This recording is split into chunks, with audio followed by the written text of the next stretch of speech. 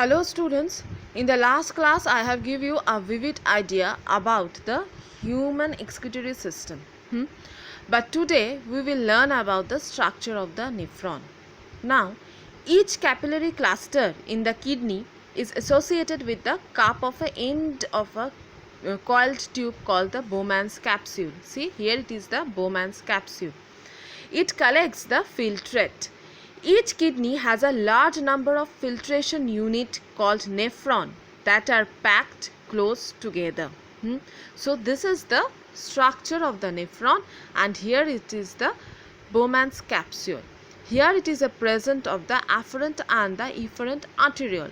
This afferent and the efferent arteriole diameter is not same, so that it can create pressure, and this pressure create a positive effect on the filtration procedure. Okay, so that's why it is acts as a filtrate collection procedure due to the presence of this diameter difference of the afferent and the efferent arteriole.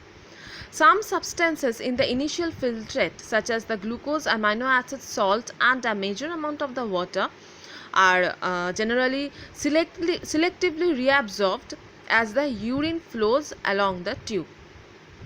The amount of water that is reabsorbed depend on how much excess water is there in the body and how much of the dissolved waste is there to be excreted. The urine forming in each kidney eventually enters a long tube. The ureter, which connects the kidney with the urinary bladder, urine is stored in the urinary bladder until the pressure is expanded and the bladder leads to the arch so that it can pass out through the urethra. The bladder is a muscular in nature, so it is under the nervous control, and this nervous control usually control the arch to urinate. Okay, so here it is the structure of the nephron. So generally I am again repeating the structure of the human kidney also. See, here it is the human kidney. It is the two kidney is there. One is the left and another one is the right. There it is the ureter, right? Here it is also one pair of a ureter.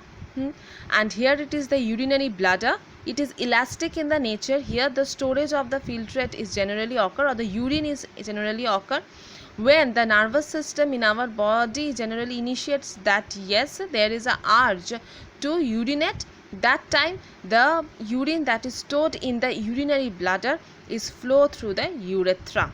And the nephron is generally a large number of filtration unit that is present, and it is a packed close together. In the initial filtrate, obviously we can see the glucose, amino acid, salt, but this should be reabsorbed in a particular manner. Why? Because this reabsorption is important, because it is an essential nutrients in our body. So that's why the reabsorption procedure is selectively done, as the urine generally flows from the kidney to the ureter.